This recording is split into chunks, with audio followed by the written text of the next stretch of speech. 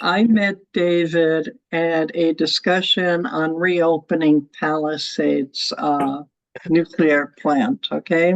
He's actually a lawyer. He's not a scientist, but he has also been very involved with climate change and with learning this topic. Most of the data I have collected is from the Energy Information Administration, U.S. government websites, New York Times and Washington Post, a little bit of Wall Street Journal. And you can look at the generation of renewable energy in the Midwest. And although Michigan doesn't do too badly when it comes to wind, we struggle when it comes to solar. Now, the new law in Michigan is going to make it easier for people to have rooftop solar and resell any excess energy back to the utility companies. But we're still kind of a laggard. And I've got a couple of slides here which show where Michigan currently sits as far as solar generation compared to the other 50 states. And we aren't in a good spot currently. Now, hopefully the new law, everything takes time. Will encourage the transition to solar, but right now we are not a solar generator. We don't do too badly for wind, and one of my favorite wind projects is lake winds. Anybody familiar with lake winds? That's a Consumers Energy wind park up in Mason County.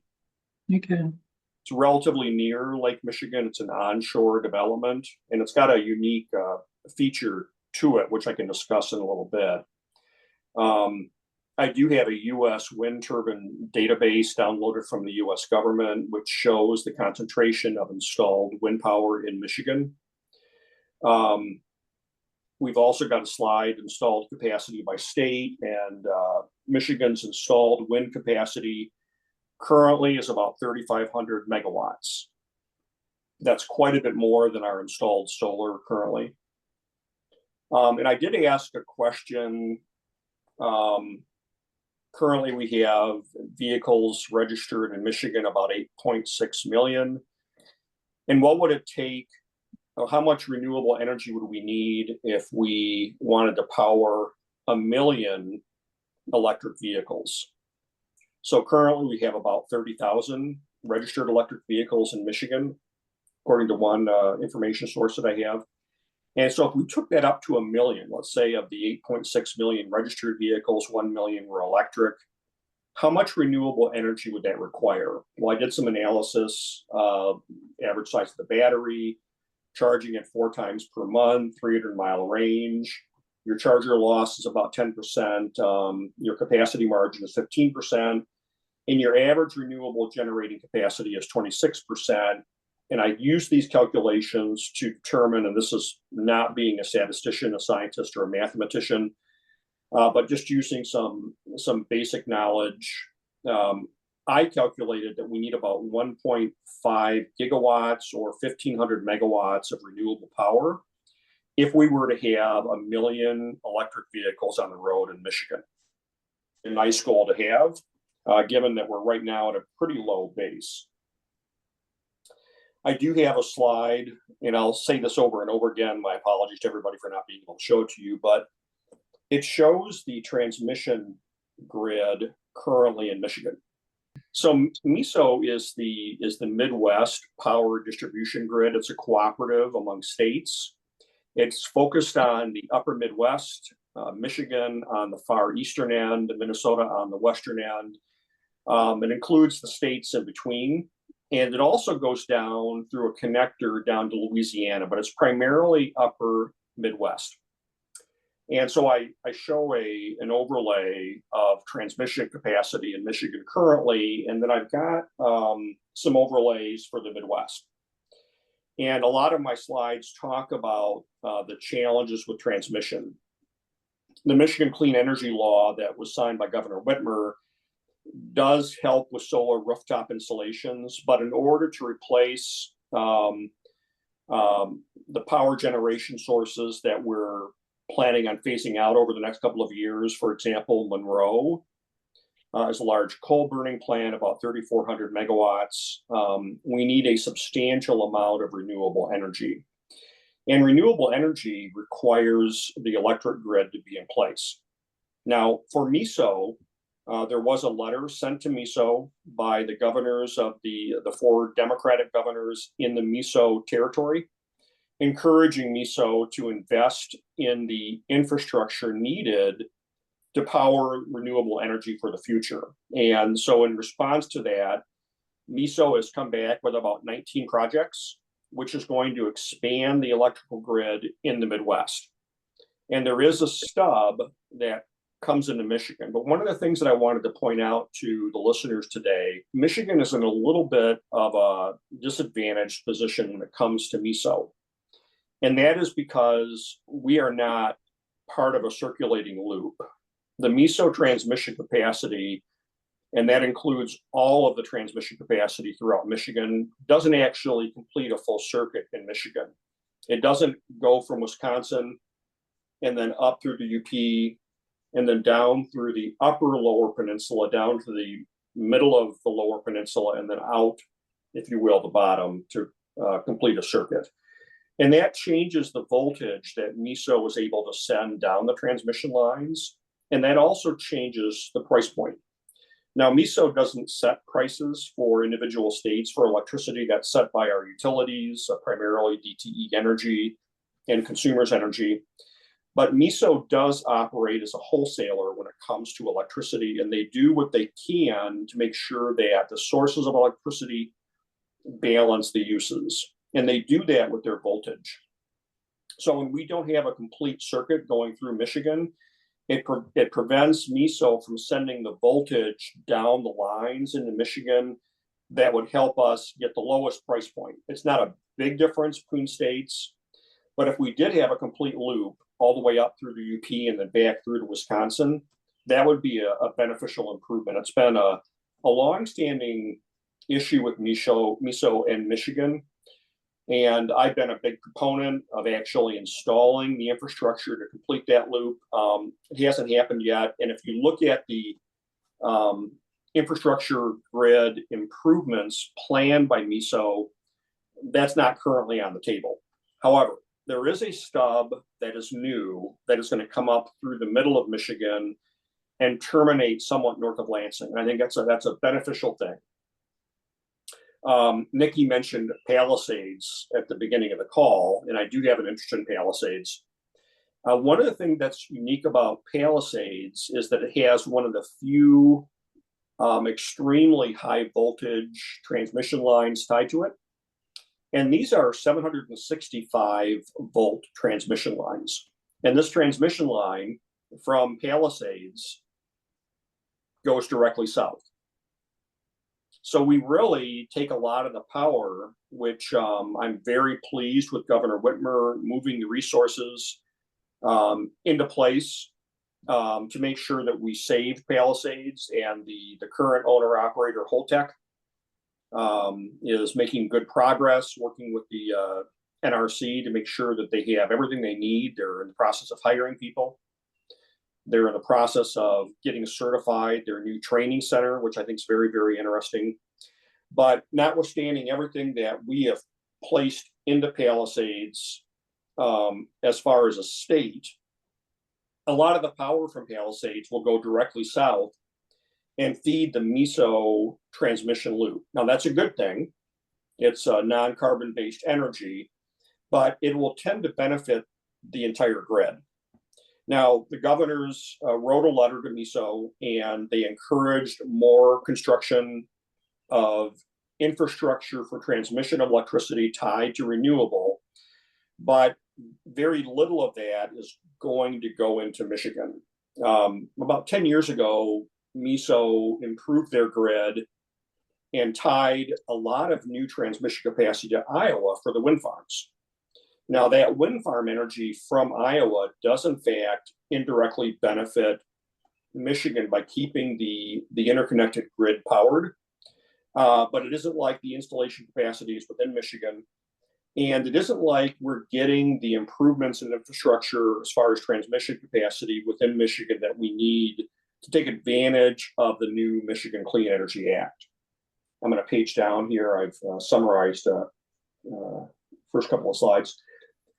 One of the problems with getting new transmission capacity installed is permitting. And I think probably everybody on the call has probably heard about that. It's a challenge.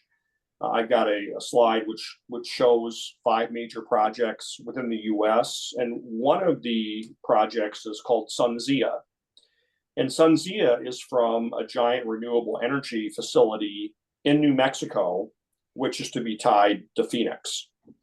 And they've been working on the permitting for the transmission line for 17 years. They just finally in 2023 received the permit. And so now construction will begin.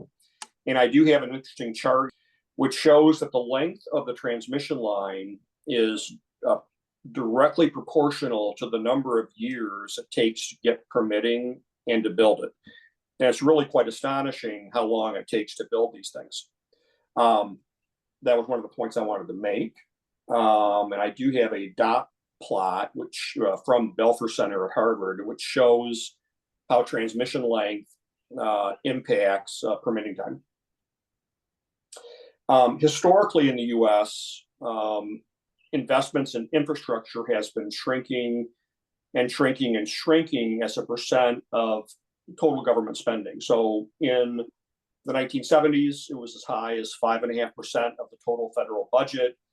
And today it's down to about, prior to the legislation, the Inflation Reduction Act primarily, prior to the legislation in 2022, we were down to 2.5%. Now, since 2022, we've seen a large uptick in the amount of spending for infrastructure projects. Roads and bridges are getting 110 billion. Rail is getting 66 billion. And then third on the list is the power grid, which is getting 65 billion. Now, if you think about the amount of money it's going to take to upgrade our power grid, it may be many magnitudes more than that. And I've got some slides breaking that down.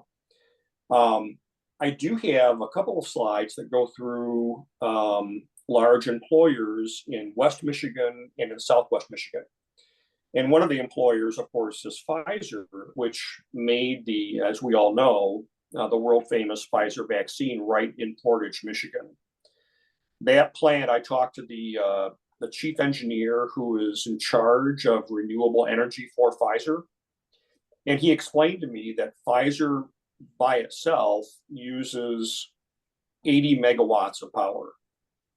So if we think about Palisades and saving the Palisades plant is 805 megawatts nameplate capacity. And Pfizer by itself uses 10% of that capacity. It's really quite amazing how much energy a single large employer, and an employer I think that we all agree is the type of employment that we want to retain in Michigan. But 10% of Palisades capacity is used by one company in Portage, Michigan, really quite extraordinary. We do have a single largest business that uses electricity in Michigan, and it's located in Hemlock. And so if you don't know where Hemlock is, it's on the eastern side of the state. And the name of the company is Hemlock Semiconductor. So not a lot of people are aware that we do have semiconductor capacity in Michigan, and it's made by Hemlock Semiconductor. The creation of chips uses a lot of energy. And I think there's going to be a new chip plant in Western New York State, which I read in the Wall Street Journal, is going to use as much power annually as used by the entire states of New Hampshire and Vermont. So a single chip plant can use a lot of energy. And in fact, Hemlock Semiconductor is the largest user of electricity in the state of Michigan. And I had an anecdote in my slide deck about during the January cold snap, Hemlock Semiconductor actually worked with Consumers Energy to shut down production, use less power so that Consumers Energy could distribute their power more efficiently to make sure that people in homes had the power they needed to stay warm. I've got some economic slides for Michigan. I think that energy is tied to economics. And then I've got a slide which is energy use per capita. And so Michigan is actually a fairly efficient state. We come in number of megawatt hours annually. This is from a 2019 study. And Michigan comes in at 10 megawatts per capita. And that compares to 15 for Indiana, 11 for Wisconsin, 11 for Minnesota, 16 for Iowa, 13 for Ohio, and 11 for Pennsylvania. And these are just different states that are in the upper Midwest that I thought I would just call out. So Michigan, again, is at 10, which is fairly efficient. Indiana is at 15. Why would Indiana be at 15 and Michigan at 10? I think the reason is that per capita, Indiana has got a tremendous manufacturing base. On a per capita basis, Indiana is one of the highest manufacturing states in the country. And manufacturing tends to use a lot of energy. So I think that's probably part of the reason why Indiana has a per capita energy use, which is higher than Michigan. Michigan is evolving its economy and getting it more broad-based and more into services, which are, of course, all good things. But I do have a slide which points out the per capita energy use. Natural gas is the largest energy source currently used in Michigan by far. And we do have a net interest flow of electricity through the MISO grid out of the state. And that's on that chart. And I've got that highlighted in yellow. So when you get the slide deck, you'll see the net interstate flow of electricity. And that's because of the MISO infrastructure. David, I do have one question that should probably be answered at this point, and that is, when you say energy, are you talking exclusively electrical energy, or? I'm talking electricity, and my apologies. Okay. Yeah. Thank you. So yeah, and primarily for a renewable energy future, we're talking about electricity. We want to reduce our reliance on fossil fuels, which is going to be coal. And I'll talk about that a little bit more, and natural gas. So Michigan's population is 3% of the US population, and I've got some slides that take energy use into account for that. Total net electricity generation for Michigan is 3.1%, which kind of matches what our population is. Total consumption per capita, US rank, is 31. And that's actually the lower is better. But then I think, and these are slides from the Energy Information Agency, I think what's interesting about Michigan is our consumption of natural gas as a home energy source is 74%, and that's quite high nationally. So we're a big user of natural gas for heating homes. In Michigan, renewable energy consumption as a share of our state total currently, according to Energy Information Agency, we're currently 29th. So I think with the new energy law in Michigan, we can all make strides to see if we can change that. Carbon dioxide as a percent of US total is 3.5%. And then I've got some slides that show the different primary power sources for consumers' energy and DTE energy in Southeast Michigan. And of course, for consumers' energy, one of the big producers of power is Palisades, has been. And for DTE energy, it's Monroe. So DTE energy has been heavily into coal. Monroe is a 3,400 megawatt power plant, which the Michigan Public Service Commission has just accelerated to retiring in 2028. And that energy capacity, along with the other coal plants being retired by DTE, it's about 7,200 megawatts or 7.2 gigawatts. And they're bringing online replacement renewable energy And it's important to understand the differences in the mix. So I spent a lot of time preparing for the presentation, looking up different installations in Michigan to find out how we'll be replacing the infrastructure that we're retiring. And right now I'm seeing a mismatch. I'm not seeing new renewable energy planned that is sufficient to make up for the energy that we're losing. Now, it has a little bit of a muted impact because we are tied to MISO. So if we see renewable energy in states that are more suitable for it, for example, Illinois has much more installed solar than we have, and they're comparable when it comes to wind, that benefits us. Iowa is a big wind state. They have a lot of installed wind power. That benefits us. But if we're able to add to our upper Midwest grouping with our own renewable energy resources, I think that's valuable to think about.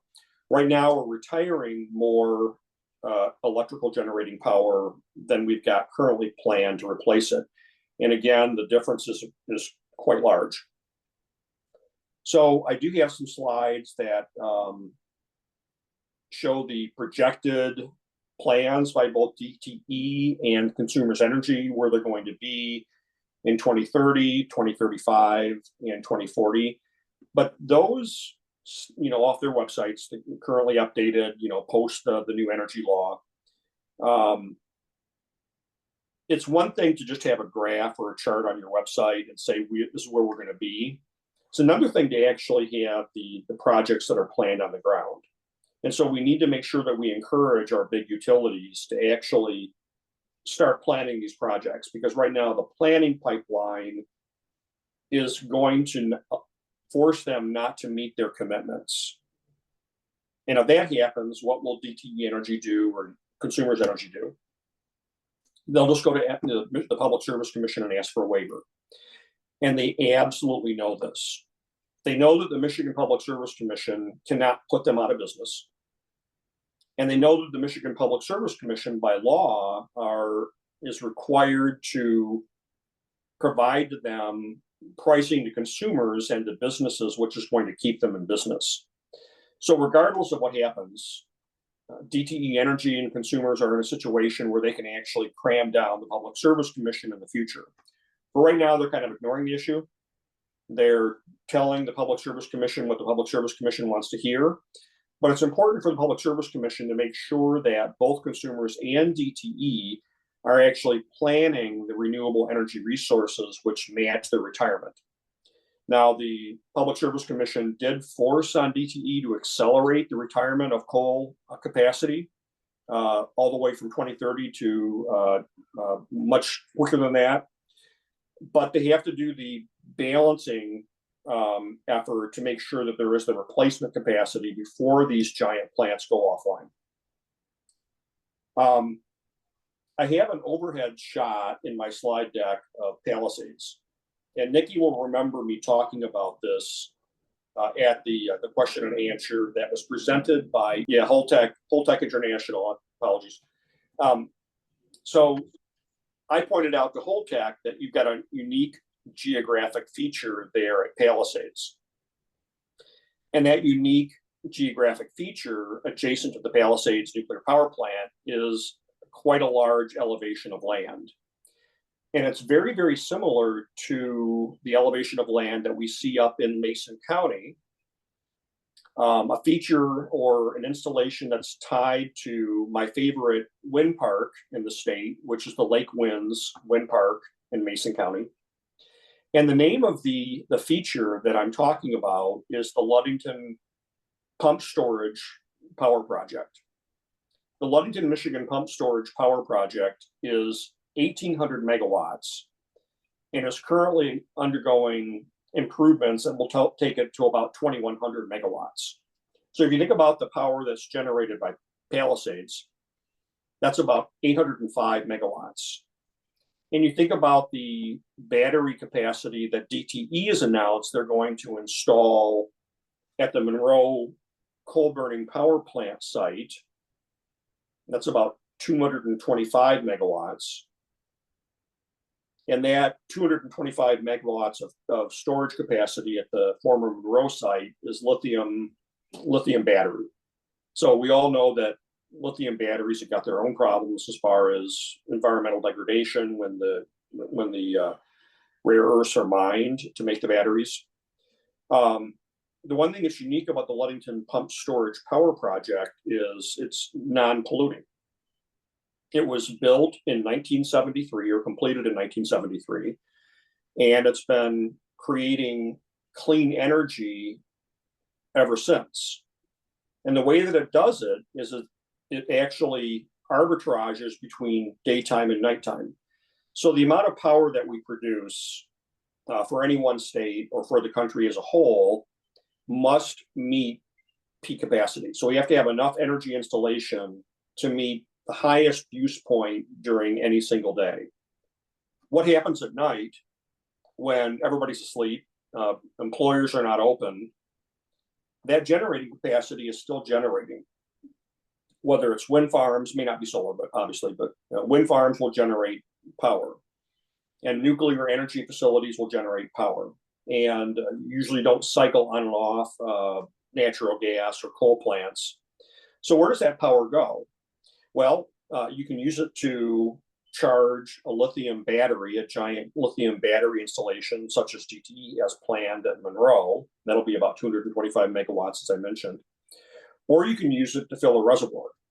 And that's exactly what the Ludington Pumped Storage Project is. It's a giant reservoir that's artificially made, taking advantage of the difference in elevation.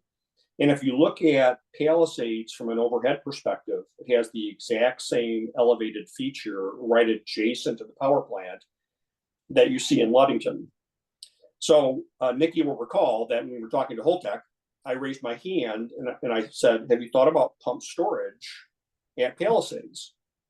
And I think the guy's name was Nick, the representative from Holtec. He goes, no, we haven't. But if we do see down the road pump storage installed at Palisades, it might have been from just a citizen going to a meeting and throwing out an idea. And that's really how ideas percolate up to the top, is somebody having the thought and then just saying it out loud by taking the trouble to go to a meeting, as Nikki did. And I wanted to point out about MISO for everybody here on the call. MISO allows public participation. So they're called stakeholders. And if you want to actually listen in, get the meeting minutes on MISO and their planning on grid improvements to respond to renewable energy, you actually can, even as an individual. It's probably a little bit easier for a group like KCCC, but you could sign up as a group and just listen in on the meetings or get the meeting minutes, or you can even sign up as an individual. So I was glad that Holtec had that presentation on Palisades. I was able to throw out my favorite combo project in Michigan, which is Lake Winds Wind Park, filling the Ludington Pumped Storage Power Project, providing soon more than 2,000 megawatts of power. That's 10 times what DTE has planned for the former Monroe site, which used to produce, and will for a couple more years, 3,400 megawatts. So Monroe produces 3,400 megawatts, and we're replacing it with 225 megawatts. We're losing 3,000 megawatts of generating capacity. Now, if you recall earlier in the presentation, I talked about what it would take to power 1 million electric vehicles. We need to make sure that we create enough renewable energy to not only replace the energy that we're retiring, but also to allow for the transition to electric vehicles. But even more important, I think it's important for everybody who's concerned about renewable energy is to appreciate how our country is changing when it comes to information. So we're seeing the installation of artificial intelligence data centers around the country.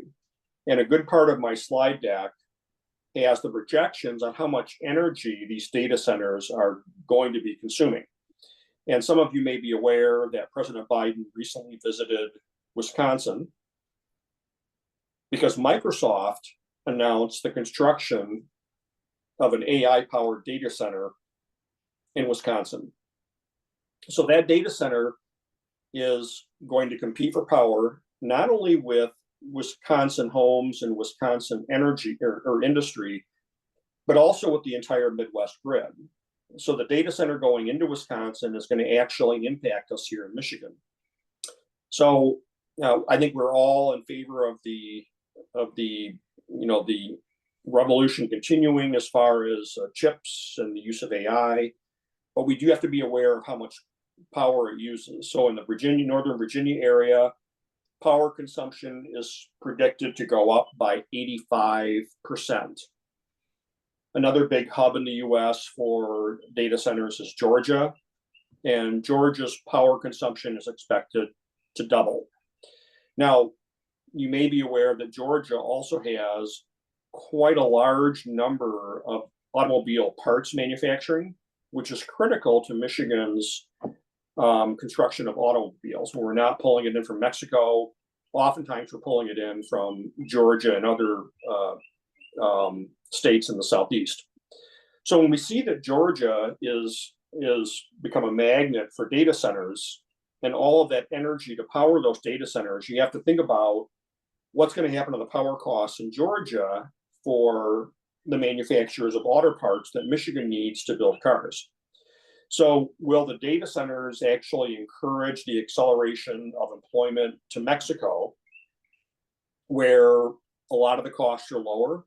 That's one of the things to think about long term is to what extent does the price of power, the price of electricity primarily, change our industrial mix to a lighter and lighter, more service-based economy? We still consume the same amount of tangible goods that we always have. Americans have a taste for tangible goods. And having those tangible goods come from offshore where there isn't a Clean Air Act. Mexico does not have a Clean Air Act. Indonesia, Vietnam, China, there's very, very light or no environmental regulation. So when we buy through Amazon, and we're happy to see that Amazon is thinking about renewable energy for themselves, at least for their warehouses, but the ease with which we import goods from no Clean Air Act jurisdictions via the Amazon conduit is something that we should all be concerned about as environmentalists. So there may not be any questions, but if people want to come off mute. Hi, Rick. What's your question? Yeah, thanks a lot, David. I have a question regarding the EV usage and expansion, and I'm glad Paul Pancella is on here. As far as the demand caused by more EVs, I mean, EVs, I believe, are charged mostly during the night, people at home, and it's not during peak hours. So really, does it really make a difference if you got, millions more EVs? Yeah, that's a really, really good point. And give me your first name again. Rick Fryman.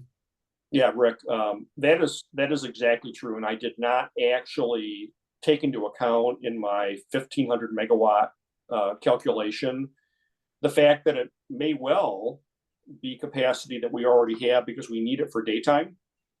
And if you were charging at night, that could cut into that substantially. So I'll redo that calculation before I send the slide deck. Well, except that if the energy is produced by solar, then charging your EV at night is no advantage. And unless there's a Ludington pump storage project or a lithium battery, such as VTE has planned for Monroe. Right. So my question is, Ludington has sort of a unique geographic kind of arrangement to have a pump storage facility. It is ideal. How close is the area around Palisades to that in terms of the, being able to site a plant? Yeah, it's not as high big enough to make a difference. Yeah. And of course, the more elevation, the more power you can generate. And Ludington is ideal as far as the pump storage project there. Palisades is not as high, and it's also not as geographically large. But even if it's only partially, Ludington has got a whole bunch of giant turbines. And it's possible to maybe save money by just having one turbine with a smaller, there's all sorts of different sizes of pump storage projects. So I think there is potential there. If you look at it, there is some elevation. There is a large unused place, but there's one more attribute to Palisades that I have not mentioned yet, and I'll briefly mention it. And Holtec is discussing bringing in 2 small modular reactors to the Palisades site. And the reason they would do that is because the transmission infrastructure is already tied to the Palisades site. So if they got Palisades back up and operating, which I think they probably will at 805 megawatts, and then brought in 2 SMRs, that would potentially not double the capacity, but maybe add another 500 megawatts versus for 2 of them. And that could also take advantage of pump storage. Now, my only question is, there is a lot of land around Palisades, which is flat. And so I'm hoping they will put the small modular reactors in, if they get approved, on some of the flat sites and retain that hilly area, even if they may not plan on using it in the next 10 years for pump storage. We don't know what's going to happen in 20 years or in 30 years. And there aren't a lot of great places in the US for tying pump storage to renewable or pump storage to nuclear power. One of the places, if you go along Lake Erie, like in Western New York State or northeastern Ohio, there are some ideal places there to get the elevation that you've got in Ludington. There are also some places along the Maine coast. And then, of course, just simply hilly areas like in the approaches to the Rocky Mountains or possibly in Appalachia, where you can use that differences in elevation. But if you want to use either the ocean in Maine or Lake Erie in northeastern Ohio or western New York State, those would be some good places to do it. There are also more opportunities for pump storage in Michigan north of Ludington. But of course, a lot of that property is privately owned, and there would be some eminent domain required to be able to build more. But I'm a big fan of it. I'm not sure I agree that in the future cars will be charged at night at home. There's a big concern about the fact that we're not building out enough EV chargers, superchargers along the highways. And as we have more cars on the road that are EV, we're going to start needing more of the daytime charging. And so I don't think that it's going to continue being a nighttime thing. I think we're going to get a lot more renters who need to be able to use daytime charging. I think we're going to just have a different, especially as the trucks start becoming electrified, we're going to be needing that daytime charging also. So it might not be the full 13 gigs if all 9 million cars were on the road electric, but it certainly is going to be, I think, a substantial number. Steve. Yeah, David, I apologize. I want to go back to the pump storage question. Can you clarify that the reason to consider doing that at Palisades is because there's already grid connection there that could handle the capacity, and that they already have a perimeter of property cordoned off? Because really, wouldn't it be best to site those near solar arrays? Yeah, no, I would put them wherever we could install them. And the way that I look at it, the amount of capacity that we have to generate for daytime use is about twice what we need at nighttime. And so just think how much carbon we could clean out of the atmosphere by cutting in half the amount of power generation that we have to do. And conceptually, if you used pump storage, you could get there. Now, I'm a little bit of a dreamer when it comes to that, but so yeah, no, I look at the Palisades site. They do have quite a large perimeter.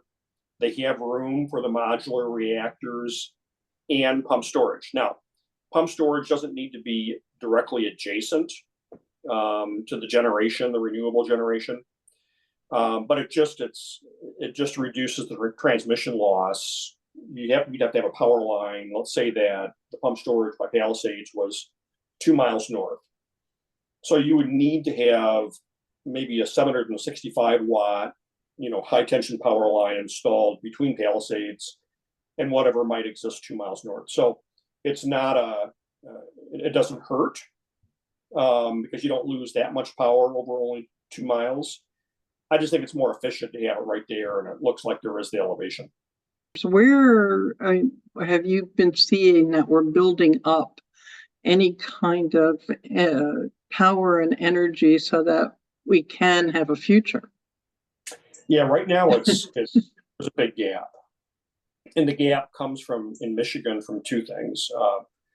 Part of the gap is not having enough transmission capacity where we need it. And that's apparent from the map of Michigan's transmission capacity that I had as one of my slides. And the other gap is just planned projects.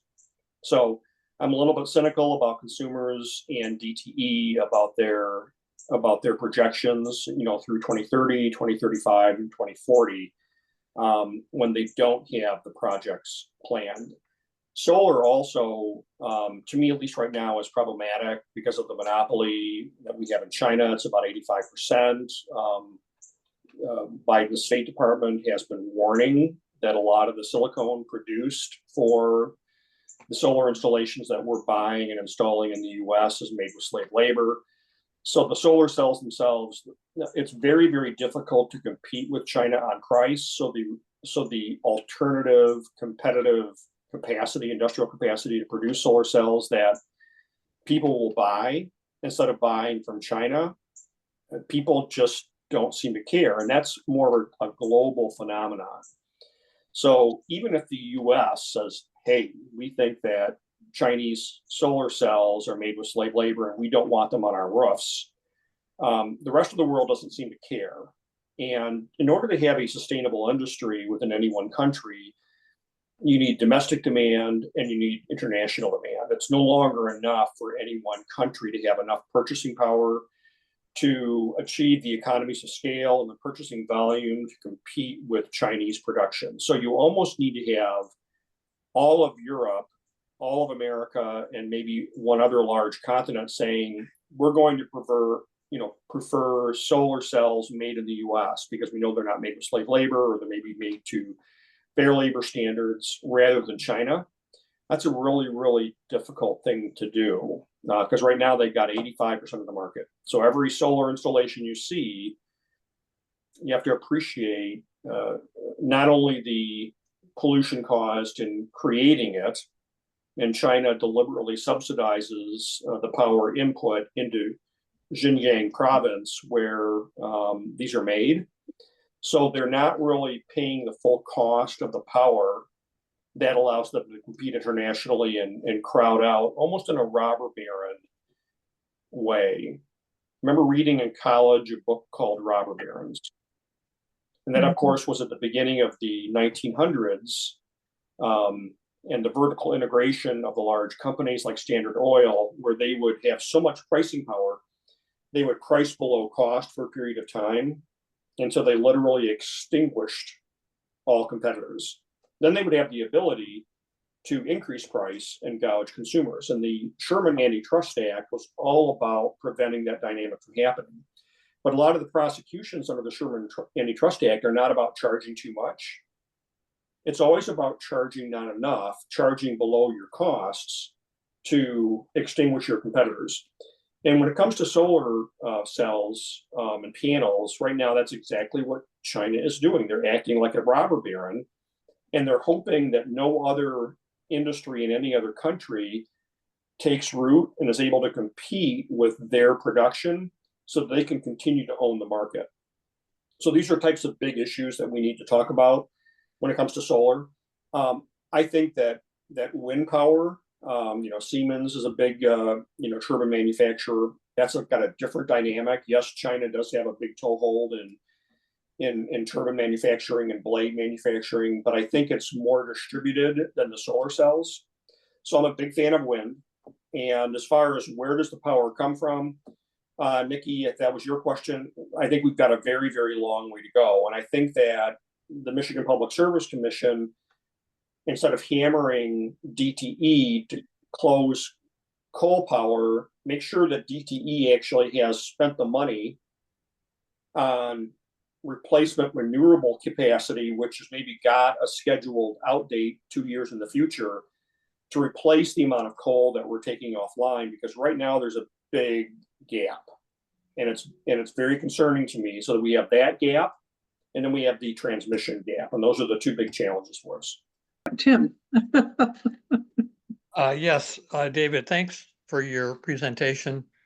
I'm wondering if you can explain very briefly how and why you are interested in this, and you have a great deal of expertise.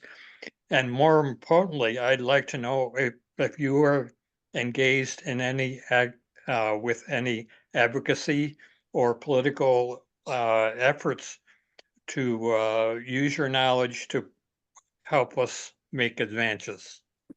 Well, I do attend fundraisers for both parties, and I go for one reason. Over the last 10 years has been to buttonhole people about Palisades, because I really didn't want to lose the Palisades capacity, because I could see that there was going to be this coming gap. And so I've been to conservative fundraisers and Democrat fundraisers in order to like get that 30-second, have you thought about Palisades? And what I found in those conversations over the years, that often the person running for Congress or for the state legislature hadn't thought about it. And so I've just been putting the bug in people's ears, and that's what I've been enjoying doing. I'm not involved in any other advocacy or political groups. I've been interested in energy for a long time. When I was in high school back in the 1970s, I was very curious about, I'm not sure why, but energy and warming. And I actually did an experiment for a high school science project where I put different filters on a series of different terrariums. So I wanted to see if different filters actually change the internal temperature of the terrarium. So that's kind of an early precursor to, does carbon trap gas? I wasn't using molecules. I was just using colored clear paper. But I've never forgotten that experiment. And as the 1990s came about and we started talking about greenhouse trapping gases and carbon, I paid very, very close attention. So that's now going back, 30 years. I've been following the discussion very, very closely. I'm not a scientist. I'm a business person. I have a degree in finance, accounting, and economics. I've worked in large private law firms. I've practiced environmental law, and I've worked for large global employers. Most recently for Thermo Fisher. I'm now retired. I'm still an attorney. I'm going to keep my bar license for as long as I can, which may be another 20 years. But while working with Thermo Fisher, I actually worked on consulting contracts to hire Chinese in China to help Thermo Fisher do a lot of the manufacturing of medical devices that they currently had going on in other places inside China. The reason for that is China will not allow it to be sold in China unless it's made in China. And so, but the entire time I was doing it, I was thinking about what's going to be the carbon footprint of the manufacturing once it's inside China, because the laws in China just are not protective of the environment as we see in other jurisdictions. So a little bit of a background on my part, but thank you for the question. Okay. Then thank you for the discussion today. I think everybody enjoyed it, hopefully, and learned quite a bit. So any other final comments? I'll just blurt out that I heard recently that the data center might use like 500 megawatts of power for one data center. Yeah, so the number of data centers that we have planned currently, there is some leading research by one of the big investment banks about just how many, I've got charts in my slide deck which actually show data center construction, projected uses of of power by data centers is extraordinary. So great. Thank you, everybody. I hope you enjoyed this as much as I did. Well, thank you. Thank you. All right, yeah. Bye-bye.